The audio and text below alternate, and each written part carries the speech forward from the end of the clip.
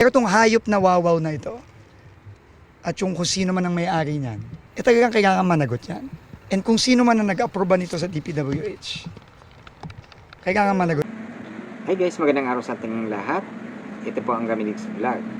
Ang ating mga video ay tungkol sa pagre-repack. Pero ngayon ang ating video ay kailangan din natin makialam dito sa mga nangyayari sa ating bansa, itong mga parteng korupsyon. Kaya ang pag-uusapan natin ngayon ay siyempre kailangan din natin makisali or may karapatan din tayong pumuna sa mga palpak na mga proyekto. Siyempre pagka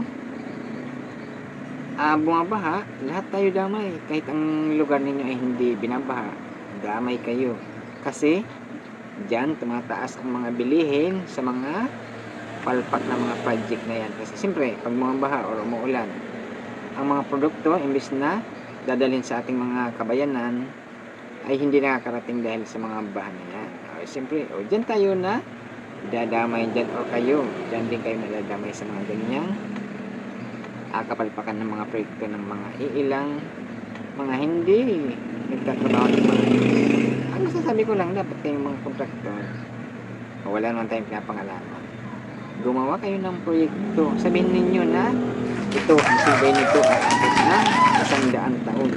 Yan, iukit nyo dyan sa mga project ninyo kung sino kayong mga naggawa, sino mga kontraktor, para pagdating ng 100 taon aalala kayo sa mga pero sa mga nangyayaring mga project na mga palpak ay maalala lang kayo sa mga maling gawa, diba? Yan guys, panoorin natin yung napakalutong na mura ni Secretary Vince Dizon kay Wawa. Itong hayop na wawaw na ito, Galit na galit si Secretary. at yung kung sino man ang Kasi may-ari nakita niya niyan, yung proyekto, talagang kailangan managot yan. laki-laki ng pondo, And kung sino man yung ang budget, nag-aproba nito sa DPWH, yung gawa, kailangan managot nito. kawawa. O, diba? Eh, kahit naman sino eh. Kung ang lugar ninyo babain tapos napakalaki pala ng mga proyekto o mga budget ng mga project, eh siyempre galit kayo. O, diba? Kahit naman sino. Kasi pag bumabahan guys, lahat tayo damay, buong Pilipinas. Kahit ang baha andito sa Luzon lang, damay, Visayas, Mindanao. Kasi lalong na yung mga gulay ng mga produkto, di ba, galing kadalasan dito sa Luzon. Kung bumaha dito sa Luzon, edi nahaharang yung mga produkto. O, edi damay kayong yan ang pinag-umpisa ng mga pagtataas ng mga presyo, mga biling. Siyempre yung natitira doon, magtataasan nyo kasi nag-aagawa. Ganun yun. Kung walang baha, pero diretso lang ng mga produkto kung saan. O, di ba? Ang dahilan niyan, itong mga baha ng mga palpak na mga project. Yan. Panoorin natin kay Secretary Vince Dizon guys. Minura niya talaga. Ang lutong ng mura na yun. Yan. Pero itong hayop na wawaw na ito, at yung kung sino man ang may-ari niyan, talagang kailangan managot yan. And kung sino man ang nag-aproba nito sa DPWH, kailangan managot nito. Ito pa lang mga dahilan guys. Ito pag-usapan natin kung ano ang talagang trabaho na itong DPWH na nagtanong din tayo kung ano mga ito pala ang kanilang talagang gawain ay ang mga sila palang pumipili kung kaninong kontraktor nila ibibigay. Yan pala, diba? Yan pala eh. At ito naman, ito dito sa mga government project tulad ng mga kalsada, tulay, flood control, at iba pang mga proyekto. Ayan. Silang ang DPWH pala ang nag-implement or implementing agency. Ayan. DPWH ang implementing agency, sila ang nagpaplano o gumagawa ng mga project design at naglalabas ng bidding. Yan, kanila pala yan eh. So, hindi basta-basta ang pagpili lang ng mga kontraktor, kailangan duman sa mga public bidding. Yan pala eh. Kailangan pala duman sa mga public bidding ang pagpipili ng mga kontraktor. Yan. Ang proseso ay alinsunod sa Government Procurement Reform Act. Yan, itong RE 9184. Yan pala, may mga RE pala ito eh. Ang gagawin pala ng DPWH ay ito. Maglalabas ng invitation to bid. Ito na parang ito sa mga contractor. Yan ang ginagawa pala ng DPWH. Silang mag-imbita ng mga sa bidding. Yan, ito lang yan sa mga project na yan. Yan. O may isang contractor dyan. May isang tao dyan na ang dami nirang company. Siyempre kung lahat yung isasali, may lamang na. Yan. At lahat ng qualified na contractor ay pwedeng mag-bid. Ayan, kailangan pala pinipili yan pala. Kung mga qualified sila. Yan. Siyempre, malalaman kung qualified sila, babalik tayo dito sa ano. Yan. Yung titingnan kung qualified sila, kung meron sila dito sa itong technical capability at saka itong isang financial capability. Ay, yan ang titingnan. Yan ang titingnan yan sa ganyang larangan ng mga proyekto ng gobyerno, ng government natin. Yan. Ayan, may mga evaluation. Ang evaluation ay ang technical at saka financial capability. Ayan pala yung dalawa na yan eh. Para malalaman sa mga contractor kung kaya ba nila magtrabaho. At saka kung kaya nila magpundo ng mga proyekto. Yan ang gamit dito sa evaluation ng technical at saka financial capability. Yan, yung dalawa na yan. Yan ang mahalaga. Kailangan din ang makakakuha ng proyekto guys. Ito. Ang kontrata ay mapupunta sa lower calculated unresponsive bidder. Yan. Ito yung LCRB. Yan na yung binasa natin. Ang ibig sabihin, siya ang may pinakamababang presyo na pasado sa lahat ng mga requirements. Yung pala eh. Kung mga tapat lang ang ating mga kontraktor o yung mga gumagawa ng mga project na yan, kailangan patitibayin ninyo. Dapat dito sa atin pagalingan, patibayan, pagandahan ng mga gawa sana, hindi yung pagandahan ng palakihan ng kita. Yung pagandahan ng gawa, hindi naman po pwedeng walang kita kayo dyan. Yan naman kayo kita dyan. Wag lang yung abosong kita. Yan. Hindi naman po pwedeng malulugi kayo dyan. Yung normal lang, yung ipagmamalaki ba kayo o ipagmamalaki namin kayo. Yung mga proyekto ninyo, ipagmamalaki namin. Wow, tibay kahit gaano kalakas ng bagyo, ng baha. Hindi talaga nasira yung proyekto ni ano. Ayan, yung kung sino pangalan o kung sinong nakagawa ng pinakamatibay at pinakamagandang project. Ayan. Sana yung mga nakagawa ng mga kapalpakan or pag-abuso ng pira ng bayan ay sana mapanagot itong panahon ni PBBM. Sana lahat sila ay makasuhan at saka mapanagot. Yan dapat ang maganda para hindi na pamarisan ng susunod na mga kukuha ng mga proyekto sa ating gobyerno. Yan, para sa atin naman yan, lahat eh. Sana kung ginawa nyo ng maganda yan, ang problema dito kasi ano eh, parang isa lang gumawa ng plano, tapos ikinalat. O parang isang gumawa ng plano, ikinalat sa buong Pilipinas. Kasi, magtaka ka. Sa probinsya, sa Visayas, mayroon mga palpak na project. Dito sa Luzon, may mga palpak na project. Kahit saan eh. Parang ikinalat. Ano kaya nangyari doon? Pwede bang may isa lang nakagawa ng project na hindi magandang gawa? Ang problema, parang nagsabay-sabay sila. O sabay-sabay ang proyekto, tapos parang hindi magagandang gawa, madali masira. Imposible naman na hindi nyo kayang gawin ng pinakamatibay. Siguro, kaya nyo naman.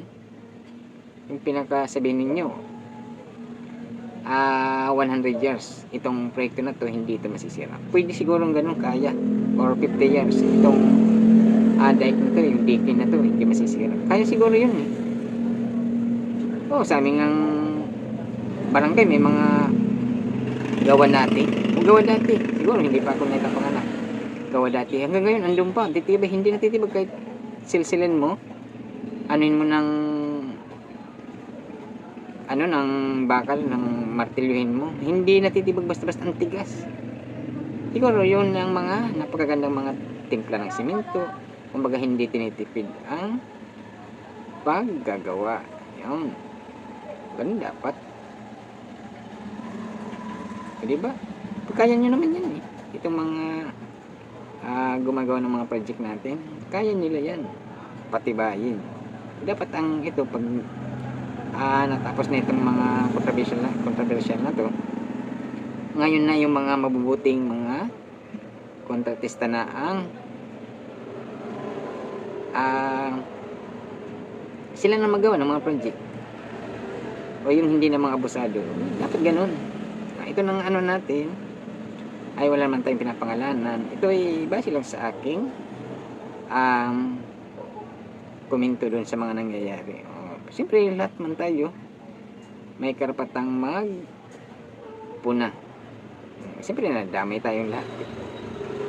Yun ang tinatawag na all for one, one for all. Yan. Pag bumaha, one for all.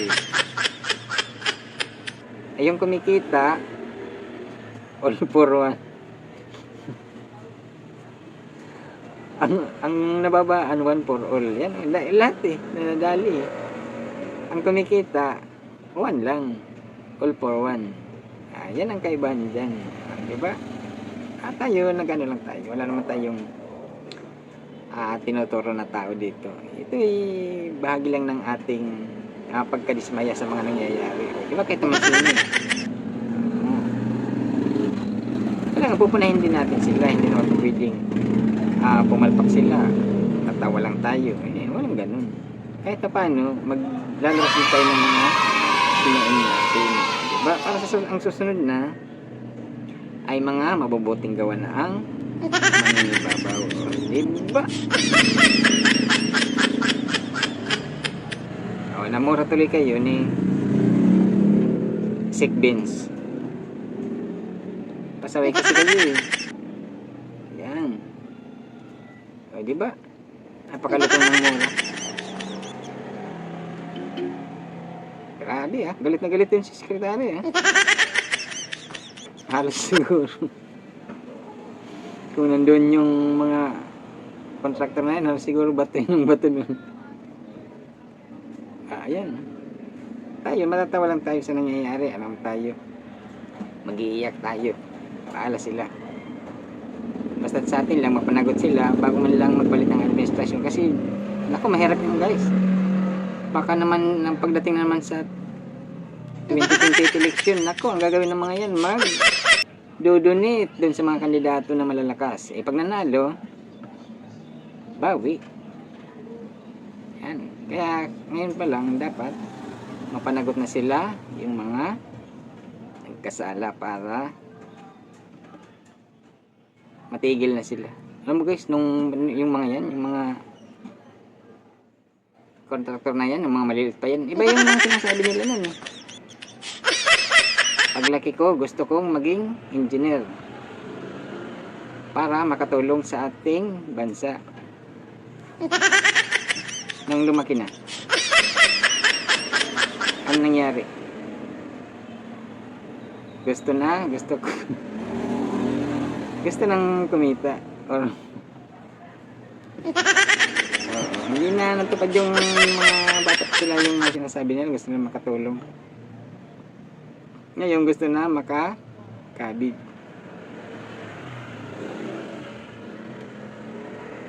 Ay naku. pera, ang laki oh. Tapos yung mga proyekto na yan, nagkakanda sira-sira lang. Hee! Ano nangyayari dito? Oh, ito pa. Sinulat ko kasi ito yung mga, yung mga pinagtanong ko eh. Yan. Ito palang mga proyekto na to, meron pa yung tinatawag na mga, may exception din eh. Halimbawa, sa mga emergency project, kalamidad, baha, lindol, yan. Hindi na dadan siguro to sa mga biding-biding. O diretso na, kung sinong mabibigyan ng gagawa, yan o, pinagamitan ang negotiated procurement para sa mapabilis, hindi na dadaan sa bidding. Yan, hindi na dadaan sa mga mahabang bidding. At ang final awarding. Yan. Ginagawa ng Bids and Awards Committee or BEC ng DPWH na hindi isang tao lang, pero syempre may mga issue rin minsan ng politika at kalakasan. Dito na pumapasok ang mga ang mga sinatawag na kurikot ng mga politike. Yan. Kaya daw sa madaling salita, ang DPWH ang nag-organisa ng award pero kailangan itong duman sa legal na proseso ng bidding at evaluation. Yan. Ito pala eh.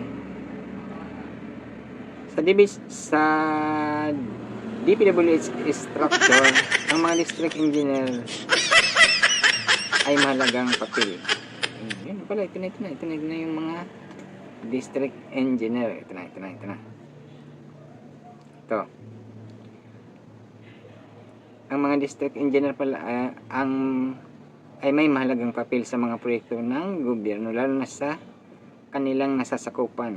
Yan, mga distrito. Halimbawa, ang DPWH ng isang lugar, sila ang frontline implementers. Yan pala yung mga district engineer. Mahalaga pala ang kanilang mga papel. Yan.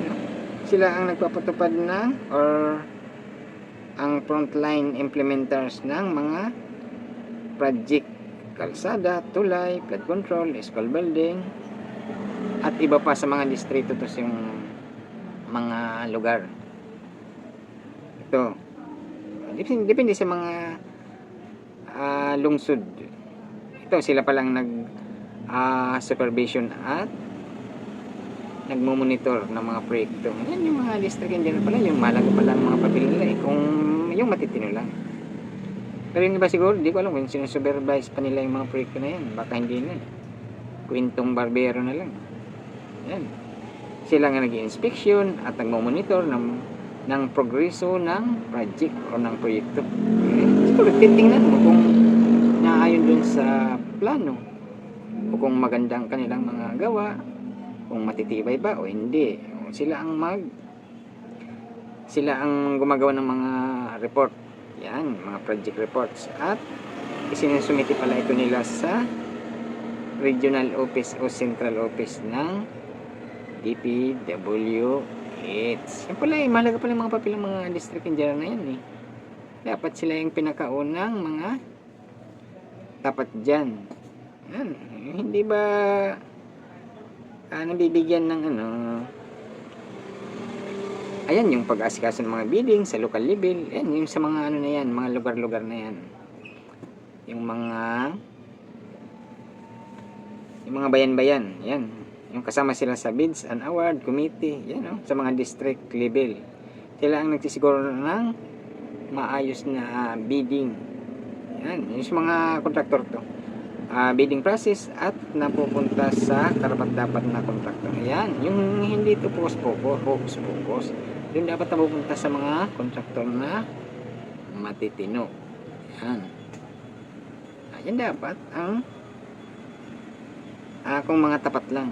Ayan, ang mga nagme-maintenance ng mga national road. Yan lang mga trabaho ng mga district engineer. Ayan ang sabi dito eh. Hindi lang daw sa mga bagong proyekto, yan. Hindi lang sa new project, sila rin ang responsible sa mga maintenance ng mga existing ng mga proyekto sa mga distrito. Yan, sila pala yung mga ano yan eh, yung mahalagang papel eh. Yan. At saka sa pagbabantay sa pundo. Yan, sila ang may accountability sa paggamit ng pundo para sa mga proyektong hawak nila. Ayan pala eh. Pero dito na parang baliktad. Dito sa mga nangyayari ngayon, parang baliktad. Sila itong mga kumikita. Base lang sa mga narinig natin, sa mga balita. Yung kwento-kwentong ano lang kalye. Wala naman tayong pinapangalanan ko, di ba? Eh, bahala ka kung masaktan ko. Ayan pala eh. O, para sa madaling salita pala nito, ang district engineer ang parang project manager ng DPWH sa mga local level. Yan. Ako'y kaano pala.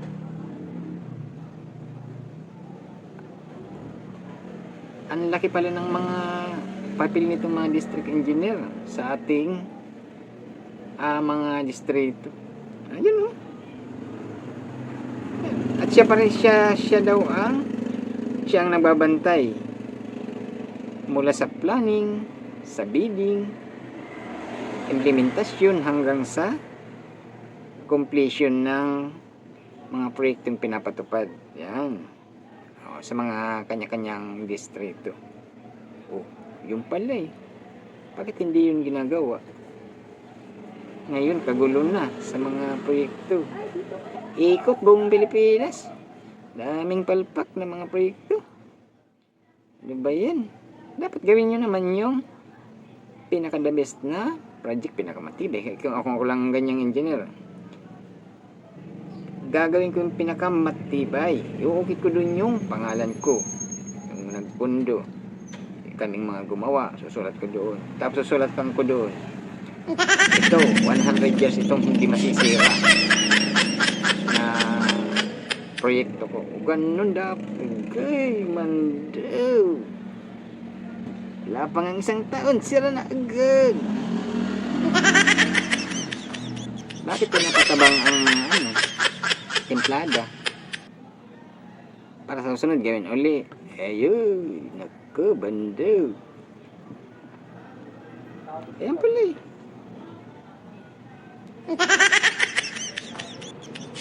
Ayan.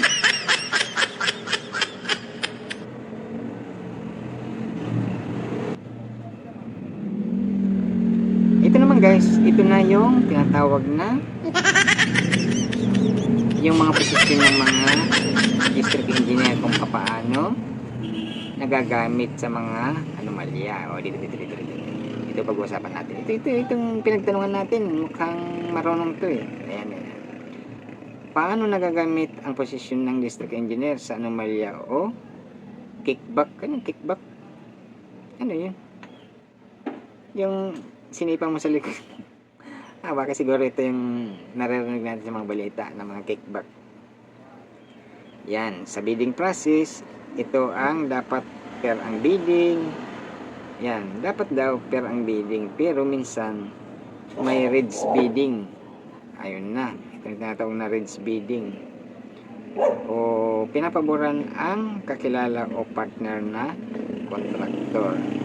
Yan, dyan na pumapasok. Ito na yung mga mababait na mga district engineer. Yan o.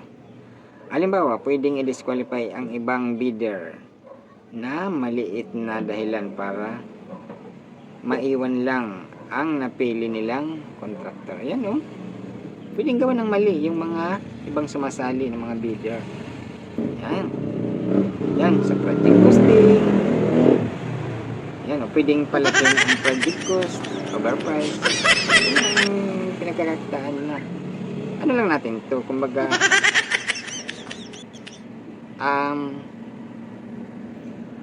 mga posibilidad na nangyayari. Ito lang, ano lang to, kwentong kalye lang to. Yung mga posibleng mangyayari sa mga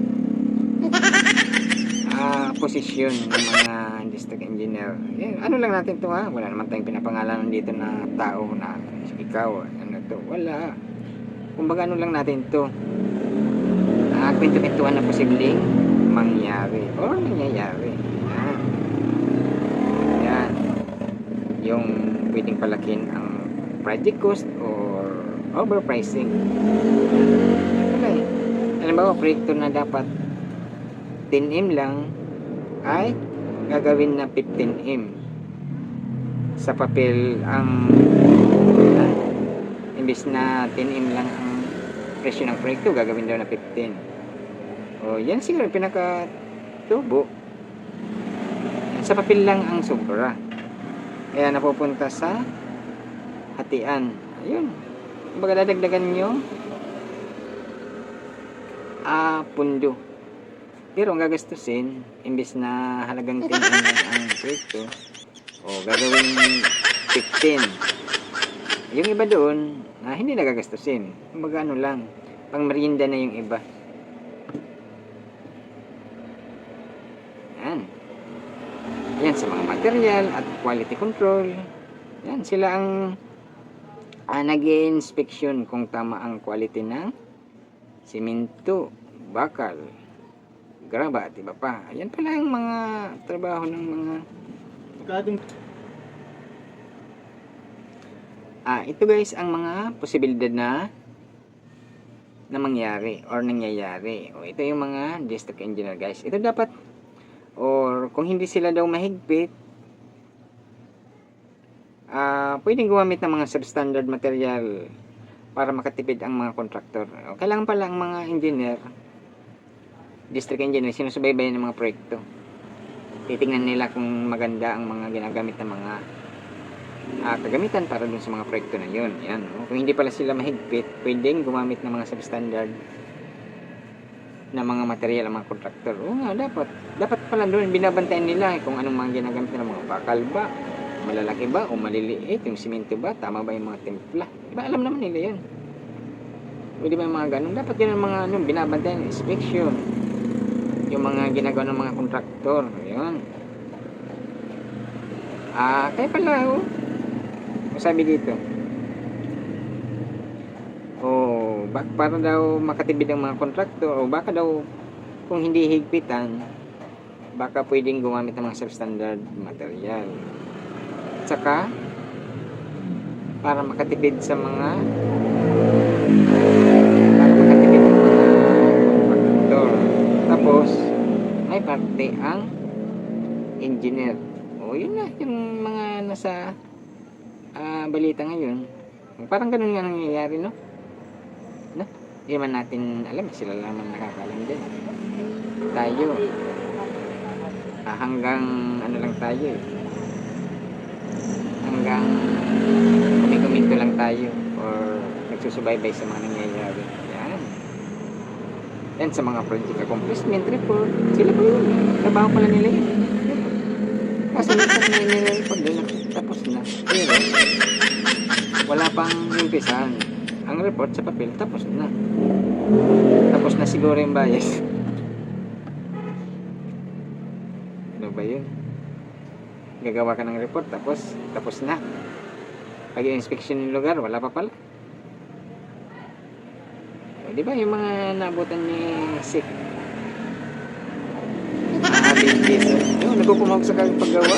Matindi kaya yun, yung mga ganun, parang last 2 minutes. Siyempre pag last 2 minutes, ano na yun, bara-bara ng gawa nun. Diba? Nagmamadali kasi, naghahabol ka eh. Baka ma-inspection ka ng presidente eh. Kawawi sa ating lahat. Ayan. Ito yung mga kunikickback. Pero marami naman dyan na mga hindi nila matiis magpakain sa kanilang pamilya ng mga galing sa sobra. Yan, yung sakto lang, yung saktong kita lang. Yan. Yan palang mga trabaho ninyo eh. Ayun, ito. Ito yung mga maling gawa. Pinapaliwanag natin dito. Kahit hindi pa daw tapos o kulang pa ang proyekto, pwedeng i-certify as completed ng district engineer. Ganun pala yun. Siguro yun yung mga nangyayari sa balita. Yun na. Nangyayari ba ito ngayon? O parang nang ano lang tayo, parang posibleng mangyari. Wala naman tayong tinuturo mga pangalan dyan eh, bahala na kayo. Ayan o. Ito yung mga, ano na, ito yung mga district engineer na medyo tamad kung sabihin. Yan. O, pwede silang, ayan o, kapalit may, kung tawagin ay mga under the table. O, yung mga kontraktor, ito lang kung tsaba ng mga district engineer. O, yun ang tinatawag na one for all. Ano pala? All for one. Kasi ang one for all, isang baha, for all. Ang all for one yun. All lang kita para sa one. Ay, buhay ito. Ang hirap pagpaliwanag.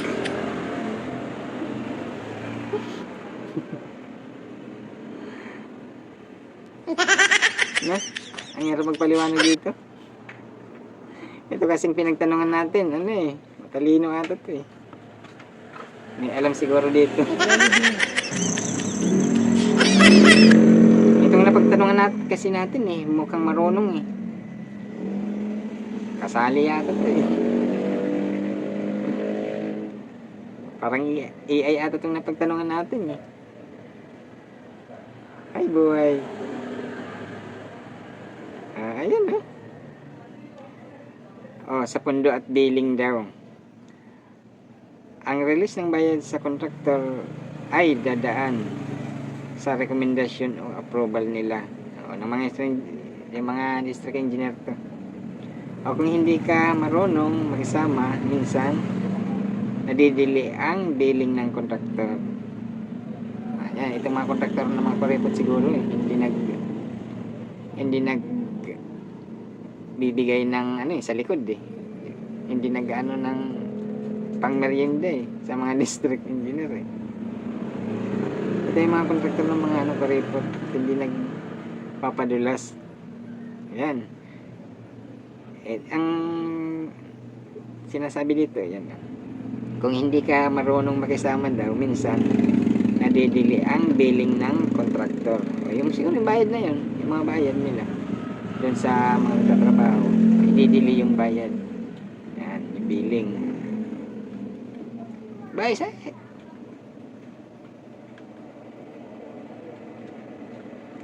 yan, kasama dito yun, yung pakikipag-ugnayan sa politiko. Ayan na. Ngayon, ako, ang hirap na magsalita kasi may nagbabanta na yun, magkakaso daw eh. Yung mga nag-uugnay sa pangalan niya eh. Minsan nagiging bahagi sila ng SOP system. Ano yung SOP na yan?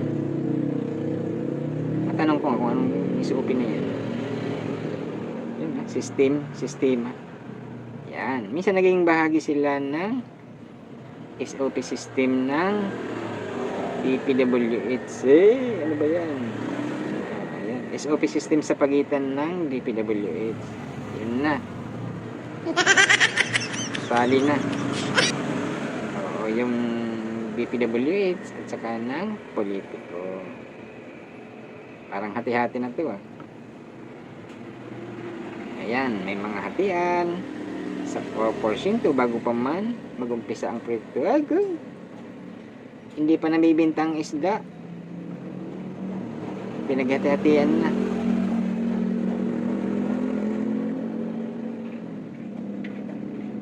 Ayan.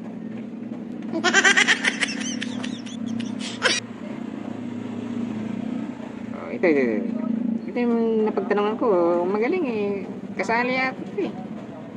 Yan o. Kaya kahit may legal na proseso daw, yan. Kahit may legal na proseso. Bidding audition ng COA, bidding, auditing COA, dahil nasa kanila ang power ng implementasyon at monitoring, nagiging influential or gatekeeper ang mga district engineer. Ayun na, yari na tayo. Dapat pala dito malaga ang district engineer ang pinakatapat. Kasi sa mga local, sa mga district level pala ito eh. O, sila pala ang monitor dun eh. O, diba? Yung DPWH, district engineer pala ang nagmamonitor sa mga proyekto. Yan. Sa kanila pala nakasalala yun eh. Kung sila naman ay ang mga tutulog-tulog, malulusutan sila ng mga kontraktor. Yung mga kontraktor naman na hindi tapat, gagamitin ng mga bakal maliliit, malaglag pa o alalayo pang distansya, kaya matitibag ka agad. Ngayon kasi nililinis na ito ni PBBM, sana pagkatapos nitong walisin ang mga dumi, ang mga kalat sa baha, yung binaha ng kwarta, dapat nga doon sa hearing eh, nagdala ng isang timbang tubig galing sa baha, pinaghugas muna sila doon para luminis. O, hugas muna kayo dito, yung mga kontraktor, mga district engineer, hugas kayo ng kamay ninyo para maging malinis tayo. Ganun dapat, no? Walang nakaisip nun na sunod na hearing, magdala ng isang timbang tubig galing sa baha, pahila mo sa kanila, maghugas sila para maramdaman nila ang sanhi ng mga proyekto nila. O, diba?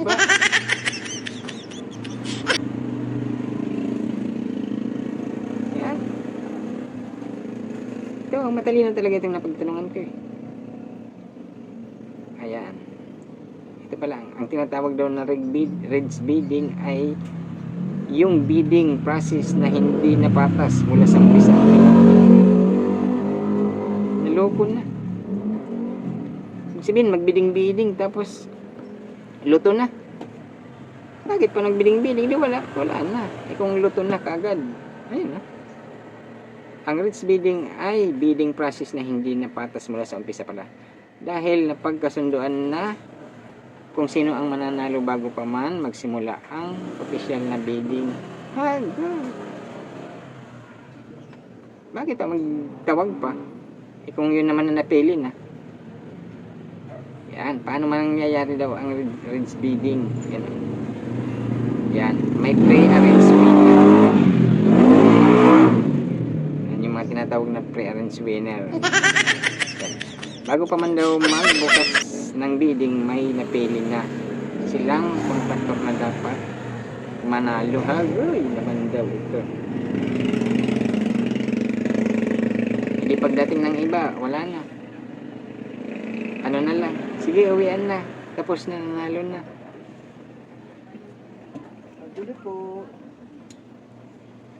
Bago pa mag-umpisa ang bidding, may nanalo na. Aray, man daw. Ayun na, ang galingan itong napagtanungan ko eh. Matalino eh. Ayun na. Yung mga pre-arranged winner na. Ayan. Ayan yung dummy bidders. Ayan o. Para magmukhang lehitimo daw yan.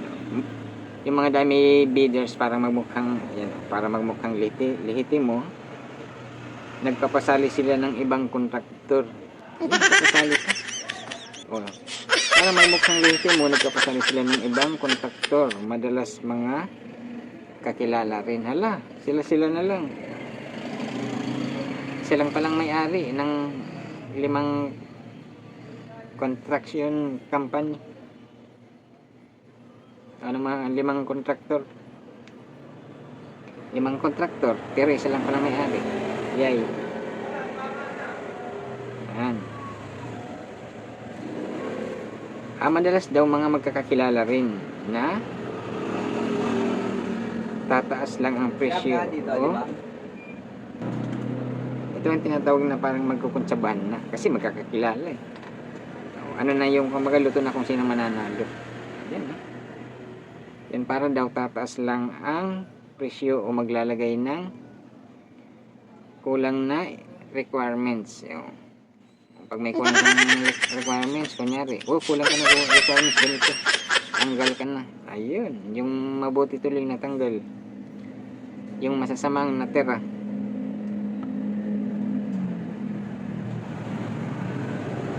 Oo, para daw masigurado ng matalo itong mga sumasaling matitino. Ang ano, kung tawagin ay manipulation ng mga requirements. Yan.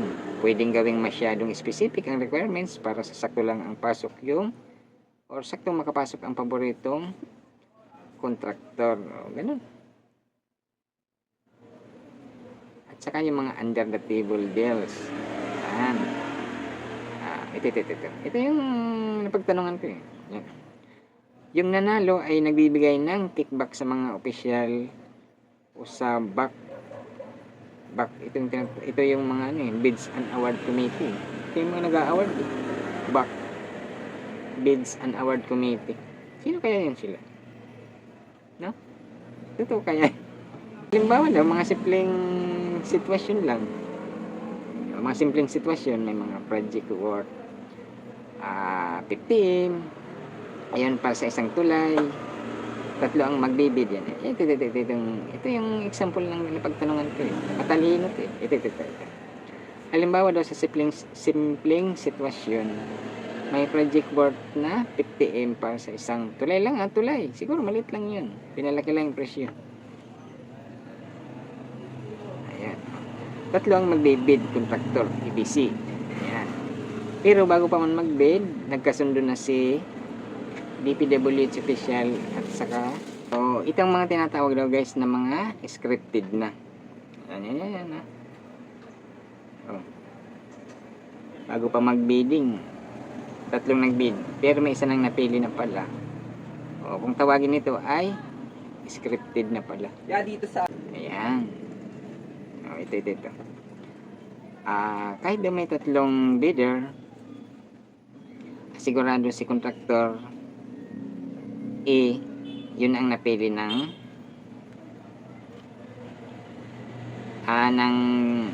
DPWH kung sino ang kanilang gugustuhin or ang mga investigator o kung sino ang kanilang panalonin. Ayan pala eh. Yan.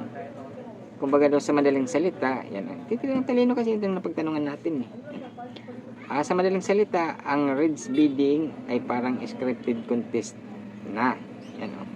Kunwari may kompetisyon pero predetermined na ang resulta. Yan.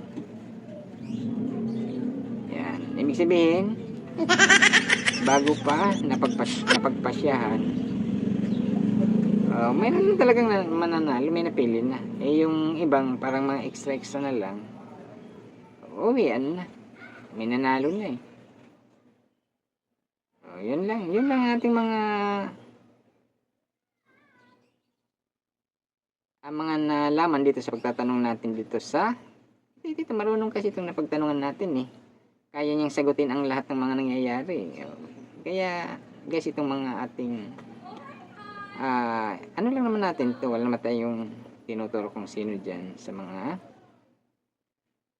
issue o tayo mga ordinaryo, nagtatanong lang tayo na ito yung mga posibleng nangyari or mangyari para sa susunod maging mapagmatsyag na tayo, magabantay na tayo sa mga proyekto ng ating gobyerno.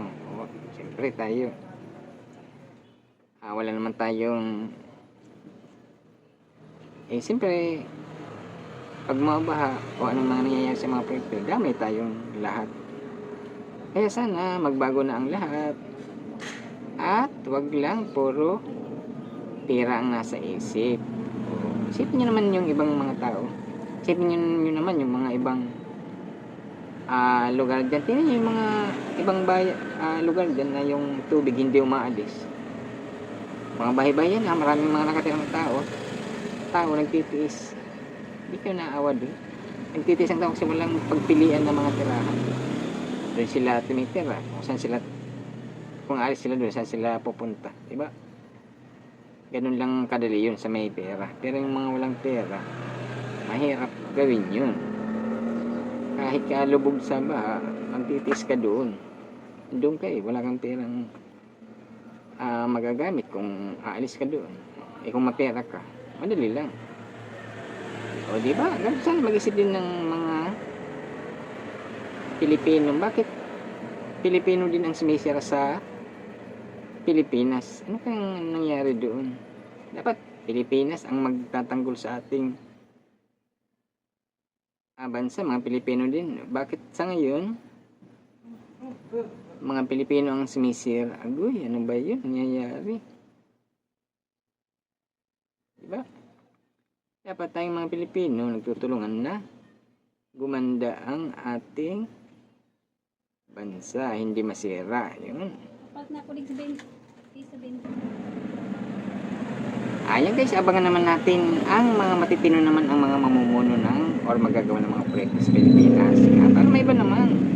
Yung mga matitino naman ng mga contractor, mga DPWH, mga district engineer, lahat.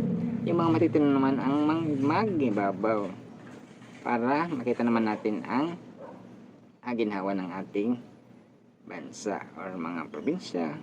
Lahat tayo sabay-sabay. Yun naman ating abangan ha. Sana itong mga nakagawa ng mga kapalpakan ay nako, kulong sila. Hindi naman sila naawa. Ulit lang nilang ginagawa yan. Para sila. Diyan na si diba? Hanggang dito lang guys sa susunod nating talakayan at saka wala man tayong sinabi dito ha, wala tayong tinurong pangalan dito. Tayo ay yung mga posibilidad ng mga nangyayari or mangyayari. Hanggang dito lang, dito pang kami vlog dito sa reaction natin. Kailangan din natin mangialam guys ha. Hindi lang tayo din tuturot packing tips lang tayo. Di magkikasali din tayo sa mga nangyayari sa ating bansa kasi isang bansa tayo. Thank you guys. Bye. Kawawi.